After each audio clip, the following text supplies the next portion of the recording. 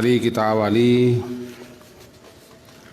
kajian kita pada subuh ini dengan membaca Bismillahirrahmanirrahim.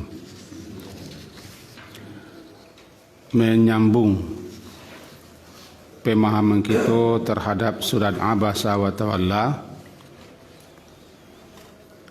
ayat ke-11 dan seterusnya.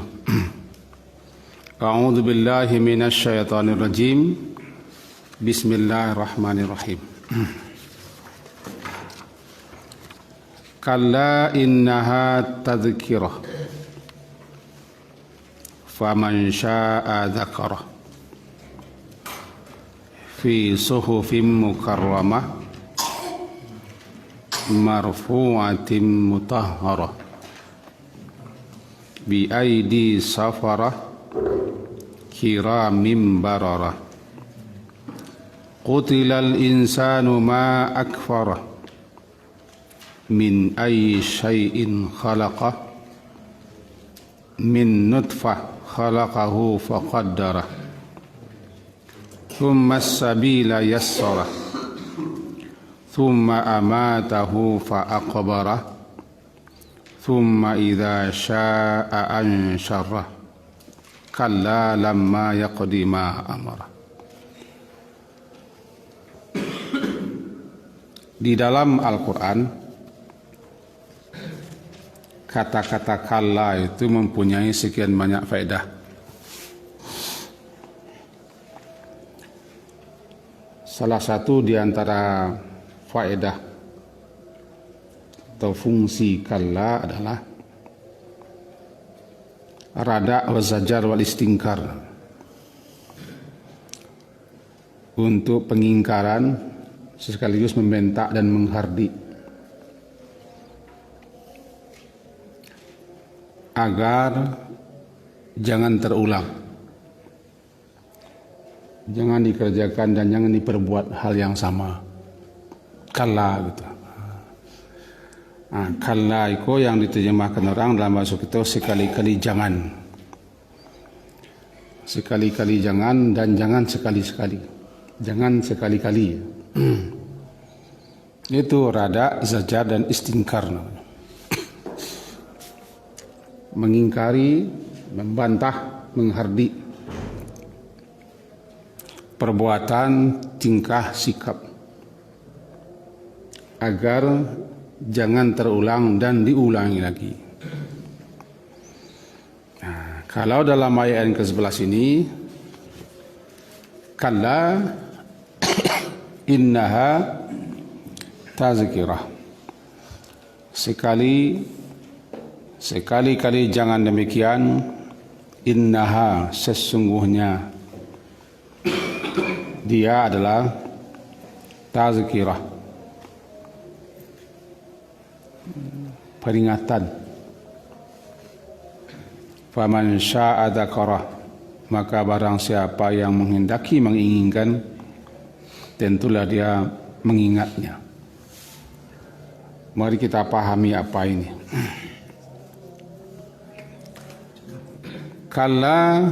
Kalau ditujukan kepada Nabi Muhammad sallallahu alaihi wasallam, maka maknanya la taf'al ya Muhammad ba'dal yaum. Jangan engkau lakukan, engkau perbuat lagi ya Muhammad setelah hari ini hal yang sama. Dan ini namanya teguran, karena beliau mengabaikan dan merasa tidak nyaman dengan datangnya seorang buta merojoh-rojoh lalu memanggil-manggil ya Muhammad, Muhammad, Muhammad, padahal ketika itu beliau sedang menghadapi tokoh-tokoh permata yakut ini di depan beliau.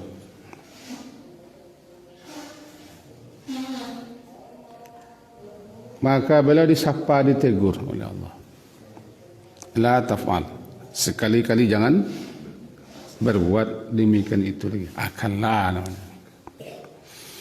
Kalaulah beliau saja disapa dan ditegur oleh Allah seperti itu, kununlah kita tidak boleh membeda-bedakan jamaah. Dan jangan terlalu bangga pula banyak jamaah dan jamaahnya terdiri pada orang-orang berkedudukan. Atau terlalu menjilek-jilek, terlalu merendah-rendah karena hadirnya beliau-beliau ini. Bagi Allah beliau-beliau ini tak penting. Karena bagi Allah siapa yang taat, yang patuh, yang tunduk. Ni kita jemput kaji kemarin. Kalla. Itu yang dikalakan. Sehingga orang terjemahkan bahwa sekali-kali jangan begitu. Agar jangan diulangi. Ini marada, membantah, menghardi, zajar dan mengingkari perbuatan itu. Innaha, sesungguhnya dia. Saya coret-coret. Innaha, sesungguhnya dia. Ha-nya itu. Kalau dalam terjemahnya kan nya. Katanya. Sesungguhnya dia. Nya. Nya apa? Nya ayat-ayat yang dibacakan Nabi. Ini kembali kepada ayat. Sesungguhnya ayat-ayat atau beberapa ayat yang dibacakan Nabi kepada orang-orang atau kepada siapa saja. Sesungguhnya ayat-ayat itu adalah tazkirah.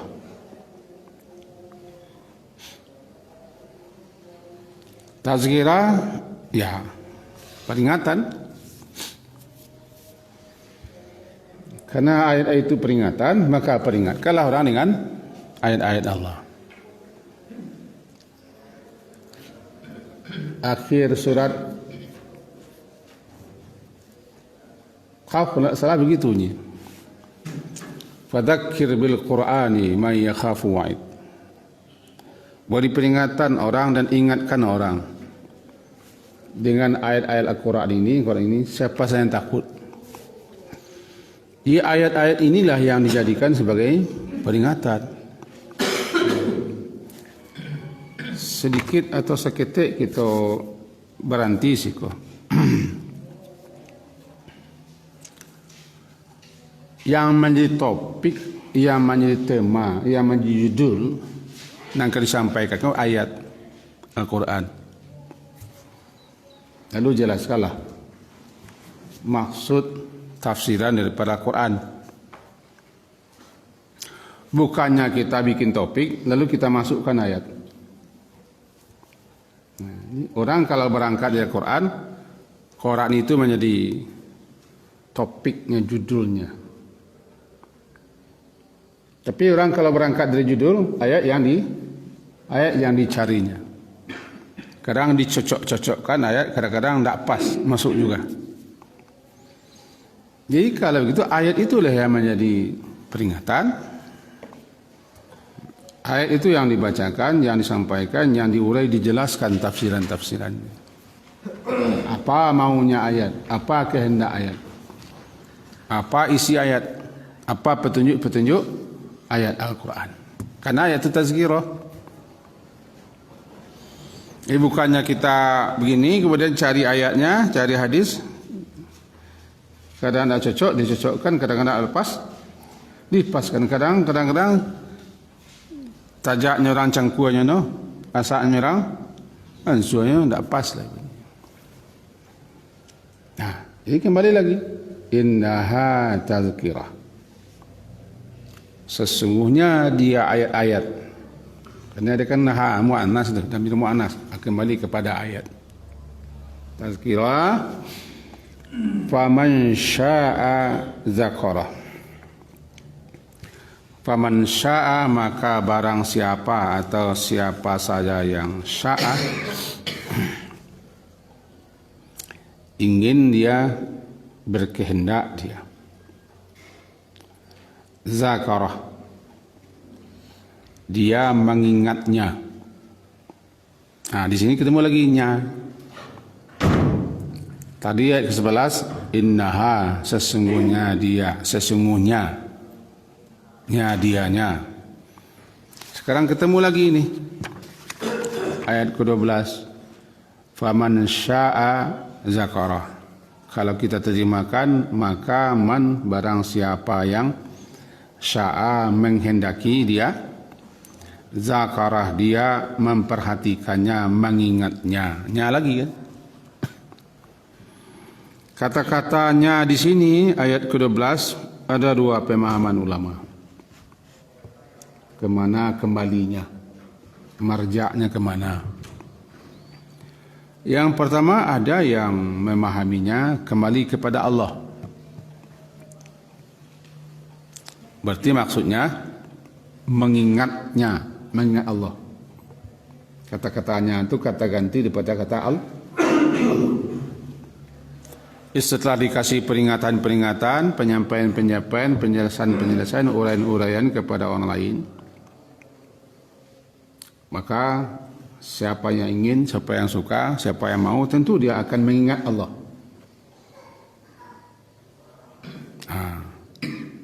Zakara, dia mengingat Allah. Yang kedua, memahaminya itu kata ganti daripada Al-Quran. Faman sya'a zakarah, maka barang siapa yang ingin menghendaki, tentu dia mengingatnya, memperhatikannya, petunjuk-petunjuk Al-Quran. Nasihat-nasihat, pelajaran-pelajaran dan peringatan-peringatan Al-Quran. Lalu mana yang tepat? Ya tepat keduanya. Ada ulama-ulama yang menjelaskan seperti ini dalam kitab-kitab tafsir mereka sesuai dengan ilmu mereka masing-masing dan sesuai dengan apa yang mereka pahami daripada beberapa hadis dan riwayat. Maka bisa saja nanti kembali kata zakarahu, mengingatnya nya Allah. Zakarahu, mengingatnya, memperhatikannya Al-Quran. Maka siapa saja yang memperhatikan petunjuk-petunjuk Al-Quran, kemudian dia ingin, setelah perhatikan juga dia ingin mengingat Allah, atau dia akan mengingat petunjuk-petunjuk itu, petunjuk-petunjuk Al-Quran itu, dijadikannya petunjuk ada pedoman dalam kehidupannya.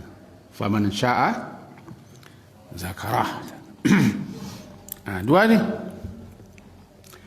Kedatangan Ibnu Ummi Maktum, seorang mutah.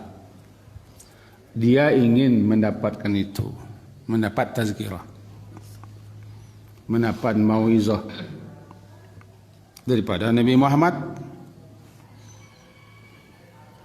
Dia berkeinginan untuk dapat pula pelajaran-pelajarannya. Sementara beliau yang orang-orang besar ini, malah Nabi yang mengharap-harap dengan sekian banyak syarat pula itu. Coba yang datang itu orang besar. Anu mentun. Kata kita mau orang, kita menyiapkan sesuatu. Di negara iwa paling tidak aqua temang kudo ibawan.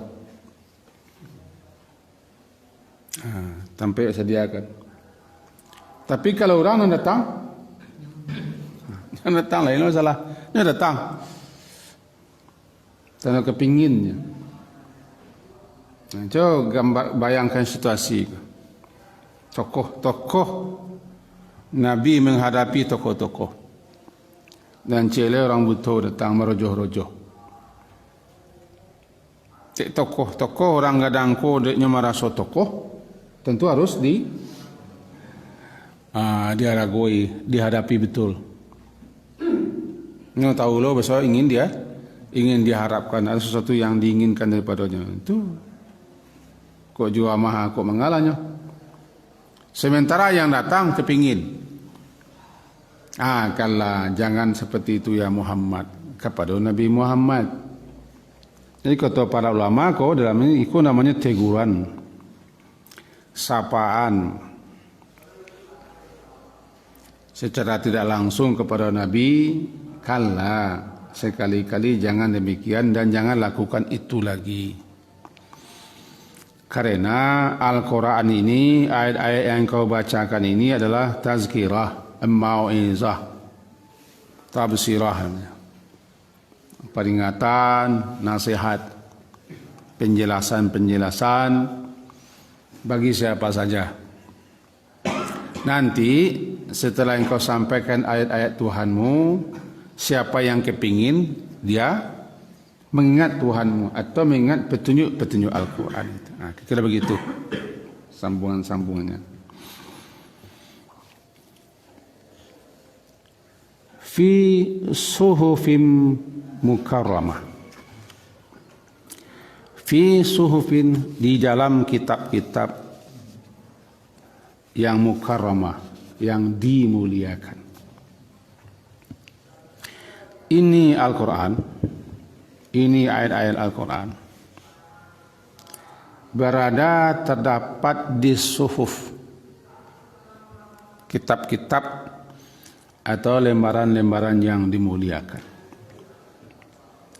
Fi suhufin mukarramah, mukarramah dimuliakan di sisi Allah. Ayat-ayat yang dibacakan ini terdapat dalam kitab-kitab, lembaran-lembaran kitab yang dianya dimuliakan di sisi Allah. Letaknya dia terdapat di tempat yang tertinggi, marfu'ah,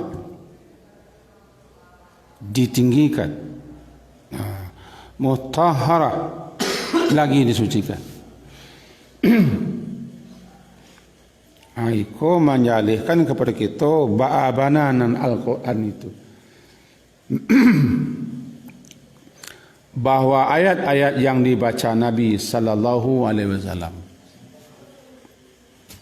dan yang beliau sampaikan, sebab beliau itu diangkat oleh Allah, ditugaskan oleh Allah memang untuk menyampaikan ayat-ayat Allah, membacakannya ayat-ayat.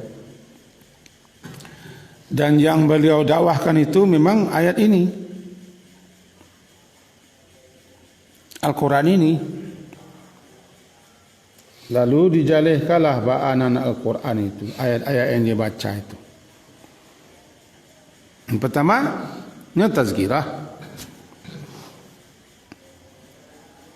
Tazkirah, peringatan-peringatan di sini.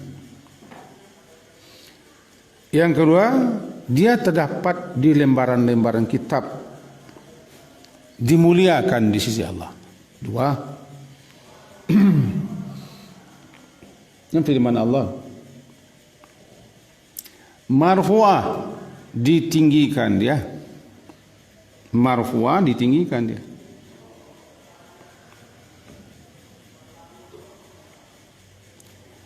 Mutahharah, disucikan, yang keempat.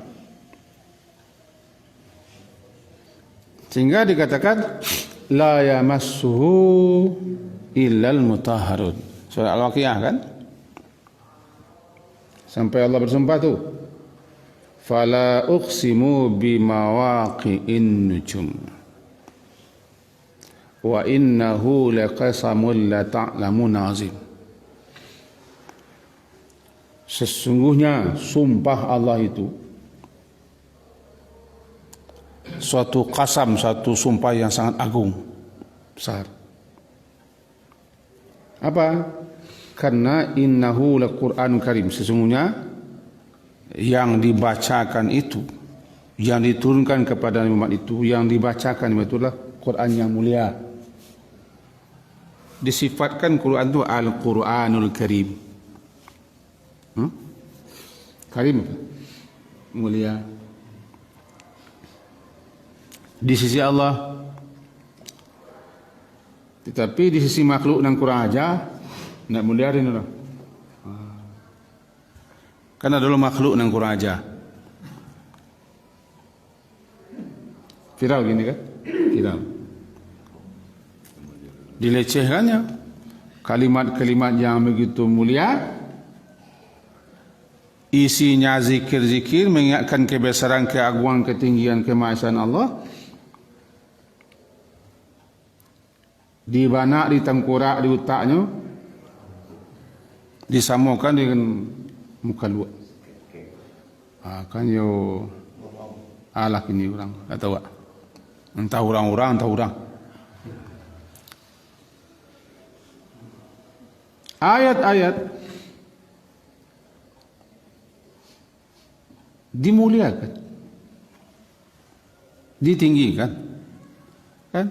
Fala uqsimu bimawaqi'in nujum. Maka benar-benar sungguh aku bersumpah demi bintang-bintang tempat beredarnya, yang jumlahnya miliaran, ratusan miliar. Aku bersumpah. Wa innahu laqasamun, sesungguhnya dianya sumpah itu, laqasam, betul-betul sumpah yang sangat besar agung. Innahu laqur'anun karim, sesungguhnya Al-Quran yang diturunkan kepada Nabi Muhammad itu karim, sangat mulia. Fi kitabim maknun, berada di tempat yang terpelihara, terjaga di sana, di alam sana. La yamassuhu, tidak boleh dan tidak menyentuhnya, illal mutahharun, melainkan hamba-hamba Allah yang disucikan, itu malaikat. Tidak dibenarkan menyentuh Al-Quran itu, Al-Quran yang mulia di Lauh Mahfuz itu, kecuali hamba-hamba Allah yang disucikan, para malaikat-malaikat. Tidak pula semua malaikat, malaikat pilihan yang juga akan membawanya, menyampaikannya kepada manusia pilihan, namanya Al-Mustafa, manusia yang dipilih. Siapa yang milih? Allah memilih. Dipilihnya Muhammad untuk menerima wahyu Al-Quran. Dan bulan yang diturunkan bulan istimewa, bulan Ramadan. Malamnya malam Qadar. Malam Qadar pula. Tak sembarang itu. Ini menunjukkan apa Al-Quran. Pertama, dia tazkirah. Yang kedua, terdapat di fi suhufim mukarramah, dan lembaran-lembaran kitab yang dimuliakan. Marfu'ah, ditinggikan ya di sisi Allah. Makannya, posisinya, kedudukannya, kan kalamullah. Mutahharah, disucikan daripada disentuh oleh makhluk-makhluk seperti setan-setan. Jadi munazzah an aidi syayatin, disucikan dan tidak boleh disentuh oleh sembarang makhluk yang kotor, yang keji, seperti setan-setan. Bahkan Al-Quran yang ada di tangan kita ini pun, yang mushafnya, yang mushaf Quran murni, mushaf itu buku Al-Quran tua. Di saya Quran juga ini, tapi tidak murni Quran, karena sudah tafsir. Ini tafsir ini, jilid ketiga ini. Isinya ayat, tapi bukan mushaf. Tidak mushaf ini. Yang mushaf itu Quran model Pak Win ini. Itu mushaf. Isinya Al-Quran. Bahkan dia mengatakan kalau ada terjemahnya tidak mushaf, karena tidak murni Al-Quran. Ada yang berpendapat demikian itu. Nah, tidak boleh sembarang manusia menyentuh mushaf yang ada di kita. Yang di langit sana, di Lauh Mahfuz sana, tidak boleh sembarang makhluk menyentuhnya, kecuali yang disucikan para malaikat-malaikat. Di bumi ini tidak boleh pula sembarang orang menyentuhnya. Itu makanya banyak ulama menyatakan orang lain tidak boleh memegang Al-Quran. Orang junub tidak boleh. Bahkan yang tidak berwuduk pun juga tidak dibolehkan menyentuh mushaf ini.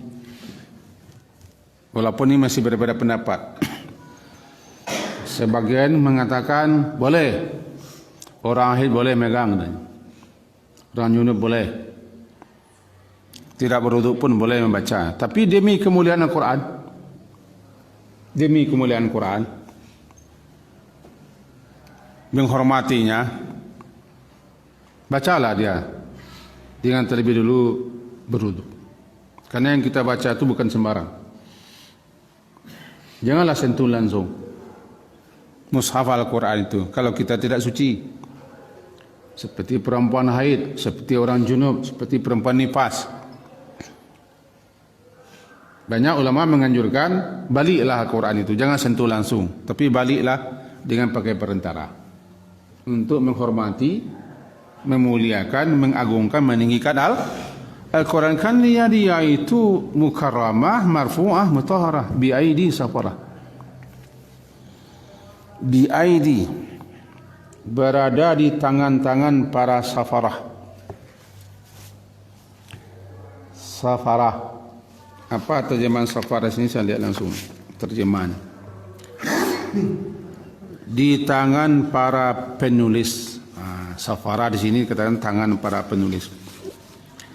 Kata para ulama ini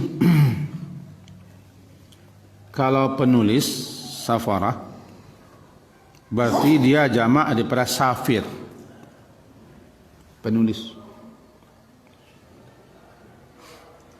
Para penulis, bisa para penulis itu malaikat-malaikat yang menyalinnya dari alam sana disalinkan ke Nabi Muhammad. Atau makna safarah di sini jamak daripada musafir. Safar, orang yang berpergian. Musafir, orang yang berpergian jauh sekali. Kalau dari Abi Center ke Center lah suka nak? Oh, Islamic Center Sohwatuna itu nak musafir. Tidak safar, safar kau pergi jauh. Nah, orang yang pergi jauh bersafar, orangnya musafir. Jika kata-kata safarah terlamir di situ, berarti maknanya berada di tangan-tangan para malaikat-malaikat mulia yang datang dari jauh alam tertinggi sana, turun ke bumi, membawa pesan dan tugas daripada Allah untuk menyampaikan ayat-ayat. Bahasa dari Lauh Mahfuz, malaikat itu bersafar mengembara panjang jauh perjalanan. Dari segi turunnya saja luar biasa. Atau bisa juga safarah itu mana safir. Safir, sin fa ya ra, duta, utusan. Ketiga-tiganya masuk ini. Berada di tangan para penulis-penulis, itu para malaikat-malaikat yang menjadi duta Allah, utusan istimewa Allah, datang daripada alam yang sangat jauh sana, membawa firman Allah dari Lauh Mahfuz turun ke bumi, menyampaikannya kepada Nabi Muhammad sepanjang 22 tahun 2 bulan 22 hari. Selama itu Al-Quran turun. Silih bergantilah datang Jibril diiringi dengan malaikat-malaikat, namanya Safir. Safir duta, jamaknya Safarah, para duta-duta yang mulia. Tidak sembarang ini kitab, jangan cayah-cayahkan saja. Itu makanya kita tidak boleh membacanya di tempat-tempat yang tidak layak, tempat-tempat kotor, tidak boleh di WC. Pokoknya tempat-tempat yang layak dibaca.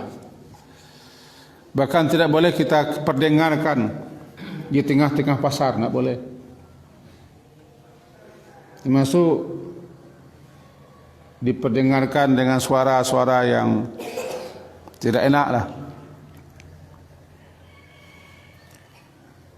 Dia dibaca dengan tertibnya, dengan adabnya.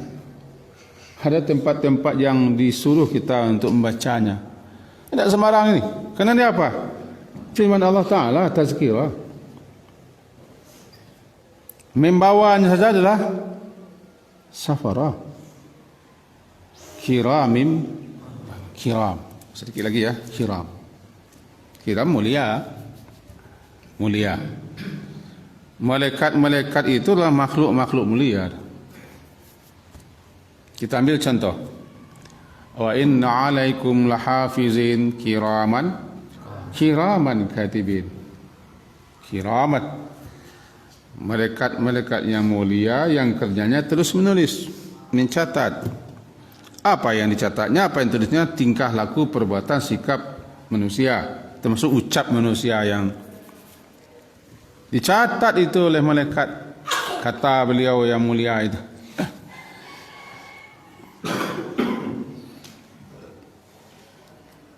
Kiram.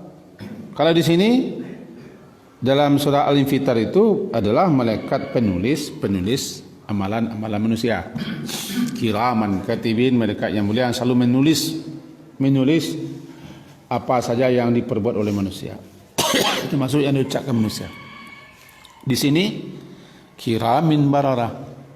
Malaikat-malaikat yang disifati mulia di sini adalah malaikat-malaikat pembawa kalamullah, firman Allah Ta'ala itu. Lagi bararah. Bararah bar. Jamaknya bararah. Berbakti. Taat, tunduk, patuh, berbakti, tidak membantah, tidak melawan. Namanya bararah. Malaikat-malaikat adalah makhluk spesial yang taat, tunduk, patuh, berbakti, taat kepada perintah Allah, tidak sedikit pun menurhakai perintah Allah. La ya'sunallaha ma amarahum. Mereka tidak menurhakai Allah sedikit pun juga. Maka bernamalah malaikat-malaikat itu antara lain yang Allah angkat dia menjadi duta, safir duta.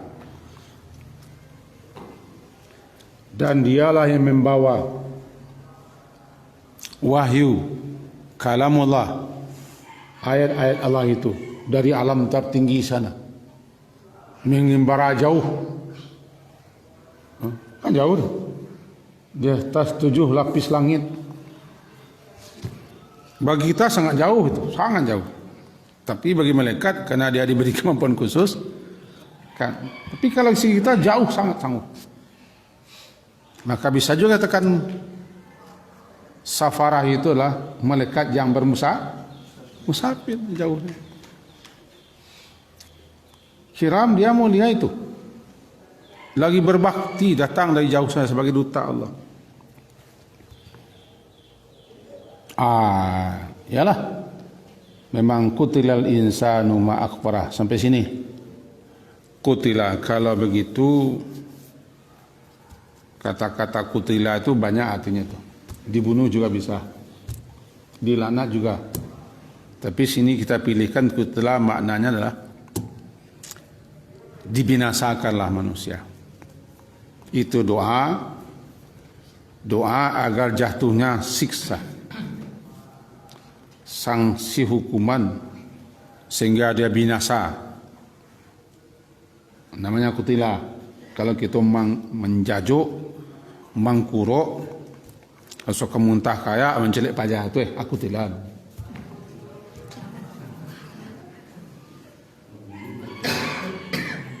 Itu tahu menjajuk tahu, mengkuruk, rasa kemuntah, kutilan. Sebab kutilan itu satu doa agar dia binasa. Binasa dia. Disempil mananya dibunuh, dikutuk, dilaknat, ia juga kutilan. Tapi banyak ulama memahami kutilan sini binasalah dia, dibinasakanlah dia. Doa itu. Kutilal insan. Dibinasakanlah manusia yang seperti ini. Ma akfara. Itu ta'jubiyah namanya. Apa itu? Ma akfara. Kata-kata ma akfara sungguh amat sangat ma'asyadda, luar biasa sangat engkar, bangkang mangkiang kafirnya kepada Allah. Mangkiang tak tahu lah. Kan misalnya saya mangkiang. Ya, kutilah. Kalau dalam kitab saya ini baca lo'ina. Lo'ina. Dikutuk, dilaknat. Lo'ina. Terusir, tersingkir, terjauh dia daripada rahmat Allah. Kutilah. Atau dibinasakan dia, dipunahkan dia, dihabisi dia. Kutilah. Kutilah insan. Dilaknat, dikutuk, dibinasakanlah manusia itu. Karena sungguh amat sangat kafir dia. Itu dia. Ma akfara. Alangkah amat sangat kafirnya dia manusia ini. Allah cipta dia tidak ada menjadi ada, sudah begini. Mangkiang apa jago. Kadanglah kecepak no. Nah. Sawak no cingkahak jago. Cingkahak. Saya doang salah menyampaikan kok siapa jago jelas. Jadi ayat kutilal insan. Maknanya dibinasakan, dilaknat, dikutuk. Doa agar orang manusia yang seperti itu dibinasakan. Manusia yang mana? Manusia yang ingkar. Manusia yang kafir. Nah, kata ma akfara. Mananya dua. Pertama, alangkah kafirnya dia. Mana yang kedua, amat sangat kafir dia. Ingkar dia kepada Rabbnya. Rabbnya telah menciptakannya daripada tidak ada menjadi ada sehingga dia menjadi orang. Itu makanya setelah ayat ini nanti kita masuk min ayyi syai'in khalaqah. Rupanya manusia ini lupa dia. Asal muasal penciptaannya. Lah menjadi orangnya. Tapi ujungnya kuti. شكرا يا ربي شكرا هديت قلبي شكرا